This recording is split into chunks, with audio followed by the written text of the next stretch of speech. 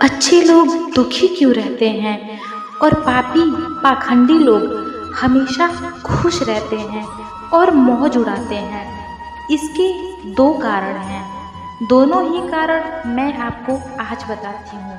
सबसे पहले अच्छे लोग दुखी क्यों रहते हैं, एक कहानी के माध्यम से समझते हैं। एक नगर में विधवा स्त्री रहती थी। उसकी 3 छोटी छोटी बेटियां थीं। जवानी में ही उसके पति गुजर गए थे। तीनों छोटी छोटी बच्चियों को पालने का भार बेचारी उस अबला पर ढल गया। तीनों बच्चों को लेकर वह विधवा जाए तो कहाँ जाए, कुछ काम दाम भी नहीं कर सकती थी। ऊपर से समाज की उल्टी सीधी बातें उसे कुछ नहीं करने देती थी। बेचारी लाचार उस महिला का कोई सहारा नहीं था। वह अपने पति को याद करके उन बच्चियों को जैसे तैसे पाल रही थी। पति के गम में बीमार पड़ गई। उसे उन बच्चियों की चिंता थी कि क्या होगा, कैसे इनका पालन पोषण होगा। उन्हीं बातों को सोच सोचकर एक दिन उसकी तबीयत बिगड़ गई। उसका अंतिम समय निकट आ गया था। धर्मराज का एक दूत उस विधवा स्त्री के प्राण लेने धरती पर आया, लेकिन वहाँ का नज़ारा देख वह दुविधा में पड़ गया। उसने उस महिला को जमीन पर पड़ा हुआ पाया और उसकी तीनों बेटियां उसके ऊपर सिर रखकर पड़ी हैं। यह देख उसको दया आ गई और वह बच्चियां अपनी माँ को रो रो कर जगा रही थी। फिर दूत ने सोचा, इनका पिता पहले ही मर चुका है। अगर मैं इस स्त्री के प्राण लेकर गया तो यह बच्चियां किसके सहारे रहेंगी और इनका पालन पोषण कौन करेगा? यह सोचकर वह देवदूत और स्त्री के प्राण लिए बिना ही लौट गया। धर्मराज कहता है, तुम तो उस स्त्री के प्राण लेने गए थे, फिर खाली हाथ कैसे आ गए? तब देवदूत कहता है, हे स्वामी, मेरी गलती को क्षमा करना। मैं चाहकर भी उस स्त्री के प्राण नहीं ला पाया। अगर मेरी जगह आप होते तो शायद आप खाली हाथ ही लौट कर आते। मैं उस महिला की बच्चियों को दुख नहीं देख पाया और रो रही थी। उन्हें वहाँ कोई देखने वाला भी नहीं था। यदि मैं उस महिला को ले आता तो उन बच्चियों को कौन देखता, कौन उनका पालन पोषण करता? मनुष्य तो इतने स्वार्थी हो गए हैं कि बिना मतलब के तो कोई किसी का सहारा ही नहीं बनता। यदि कोई मदद भी करता है तो वह बदले में उम्मीद करता है या फिर उसे अपने एहसान के नीचे जीवन भर दबा कर रखना चाहता है।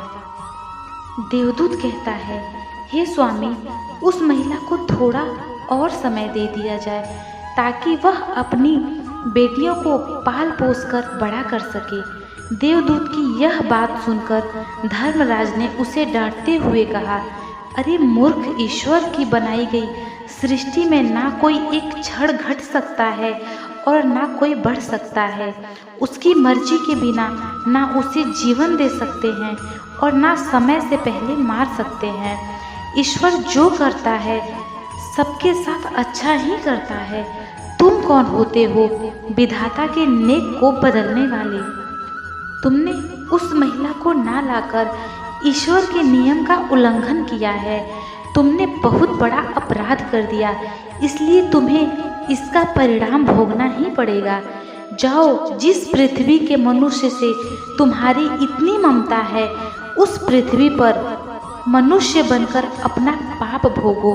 देवदूत कहता है, हे स्वामी, धरती लोक से मेरा उद्धार कब होगा और कैसे होगा? धर्मराज कहता है, धरती पर जाकर तुम अपनी मूर्खता पर 3 बार खिलखिलाकर हंस लोगे, तब तुम्हारा उद्धार हो जाएगा। इतना कहकर धर्मराज ने उस देवदूत को धरती पर धकेल दिया। वह धरती लोक पर मनुष्य शरीर में आ चुका था। उसके शरीर पर वस्त्र नहीं थे। यहाँ का एक नियम है, जब मनुष्य जन्म लेता है तो उस समय वह नग्न होता है।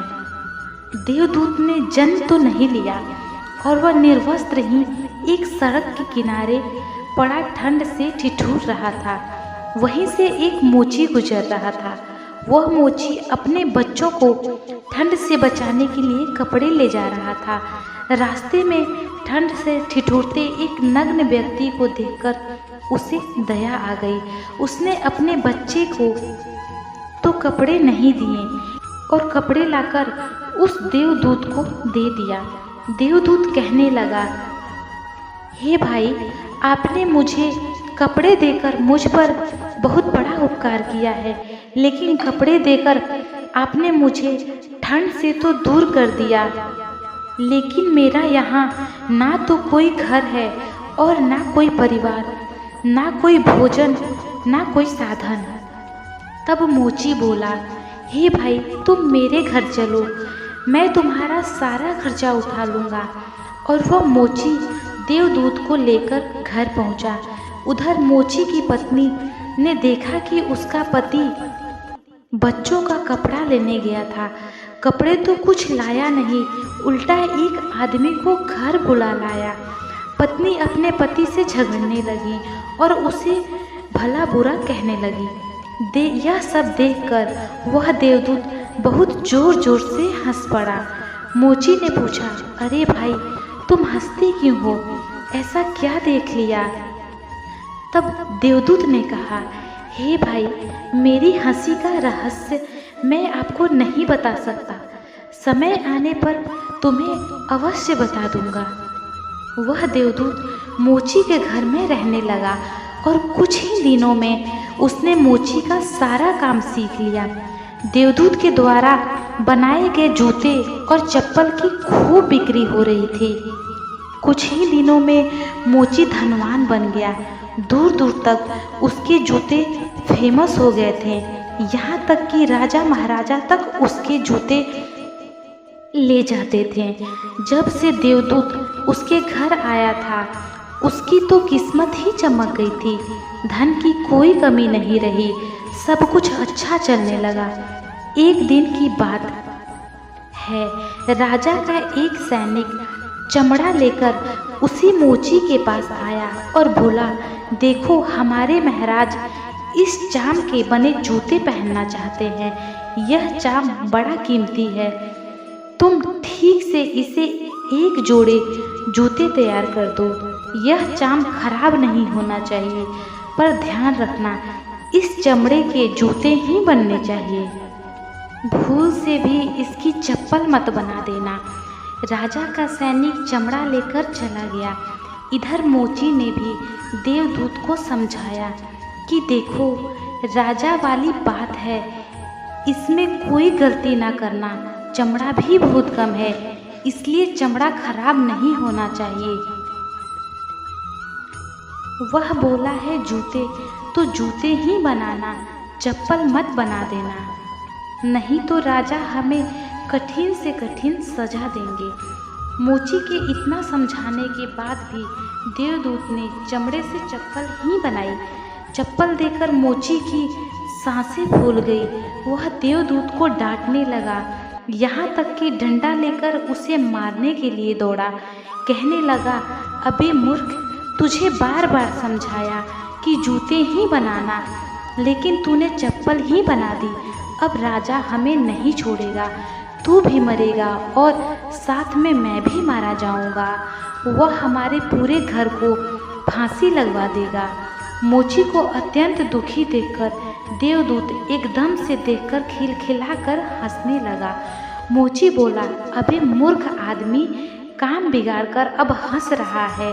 वह देखो, जूते लेने राजा का सैनिक आ गया और बोला, मोची भाई, कल जो मैंने चमड़ा दिया था उसके जूते मत बनाना, चप्पल बना देना, क्योंकि राजा साहब का देहांत हो गया है और यहाँ की प्रथा है, मरने वाले व्यक्ति को चपड़े की चप्पल पहनाकर अर्थी पर लेटाया जाता है। सैनिक की बात सुनकर मोची को ऐसा लगा जैसे मरे हुए शरीर में जान आ गई हो। इसके हाथ से डंडा छूटकर गिर गया और उसने देवदूत के पैर पकड़ लिए और उससे माफ़ी मांगने लगा। देवदूत मोची की इस हरकत पर जोर जोर से हंस रहा था। मोची ने पूछा, तुम क्यों हंस रहे हो? तो देवदूत ने कहा, समय आने पर इसका कारण बता दूंगा।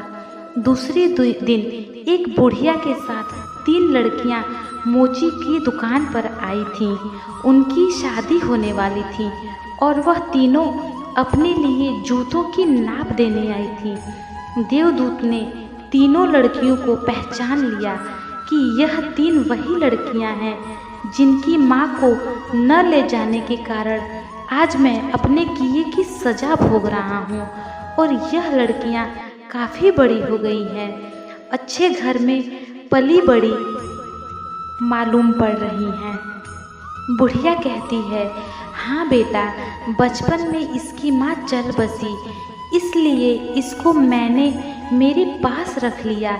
मेरे पास करोड़ों की दौलत है और दुर्भाग्य से मेरा कोई भी नहीं है, तो इनको मैंने मेरे पास रख ली।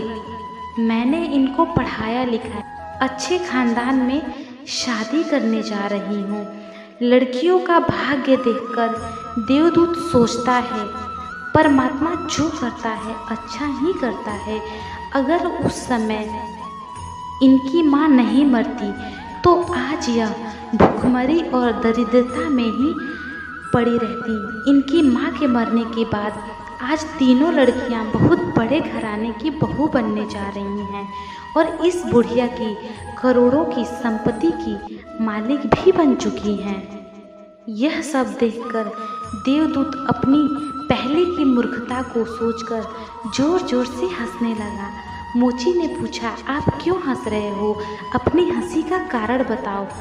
देवदूत मोची से कहता है, मैं एक देवदूत हूँ और अभी जो यह तीनों लड़कियाँ जो जूते की नाप देकर गई हैं, इनकी माता को लेने आया था, लेकिन उस समय यह तीनों बहुत छोटी थीं, तो इन तीनों पर तरस खाकर मैंने इनकी माँ को नहीं ले जा पाया था और इसके पिता का पहले ही निधन हो गया था। इस कारण मुझे धर्मराज ने श्राप देकर धरती पर भेज दिया था।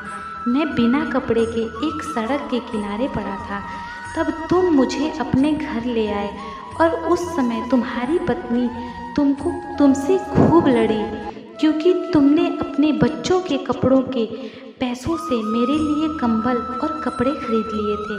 तब मैं पहली बार तुम्हारी पत्नी की मूर्खता को देखकर खूब हंसा था, क्योंकि तुम्हारी पत्नी उस लाभ को नहीं देख पा रही थी जो मेरे आने से तुम्हारे घर में होने वाला था।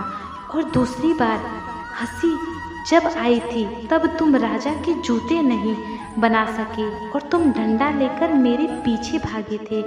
उस समय तुम राजा के बारे में सोच रहे थे, लेकिन तुमको यह मालूम नहीं था कि राजा के साथ क्या घटने वाला है, जिसके कारण राजा को जूतों से अधिक तत्वों की आवश्यकता पड़ गई। हम किसी भी चीज़ को देखकर या सोचकर दुख मनाते हैं, जो हम उसे नहीं देख पाते वह होने वाला होता है। कई बार परमात्मा हमारी अच्छा या भलाई के लिए हमारे साथ बुरा करता है, पर हम उसे देखकर भगवान को कोसते हैं। हम उस अच्छे को नहीं देख पाते जो हमारे साथ भविष्य में होने वाला है।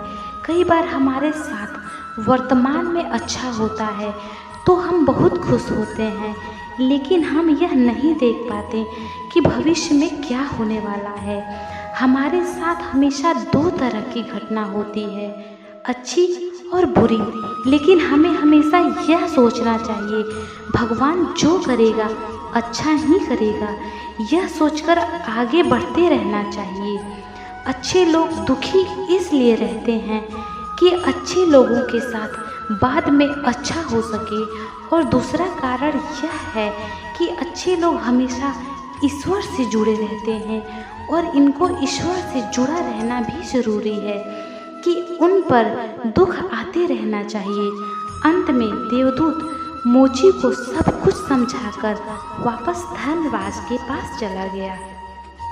दोस्तों, आपको यह कहानी कैसी लगी? मुझे तो यह कहानी बहुत अच्छी लगी।